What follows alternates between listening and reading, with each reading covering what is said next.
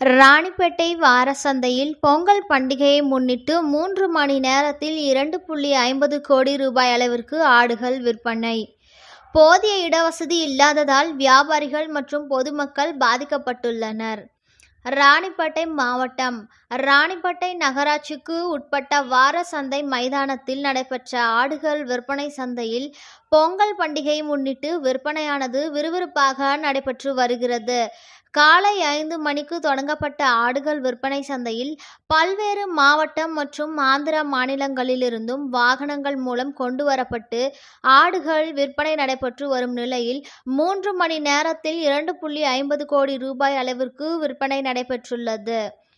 பொங்கல் பண்டிகையை முன்னிட்டு ஆடுகள் விலை கூடுதலாக இருந்தாலும் விற்பனை விறுவிறுப்பாக நடைபெறும் நிலையில் நகராட்சி சார்பில் வார சந்தையின் கட்டுமான பணிகள் நடைபெற்று வருவதால் போதிய இடவசதியின்றி ஆடுகள் விற்பனை சந்தைக்கு வருகை காத்திருக்கும் வியாபாரிகள் மற்றும் பொதுமக்கள் கடும் கூட்ட நெரிசலில் சிரமத்தை சந்தித்து வருகின்றனர்.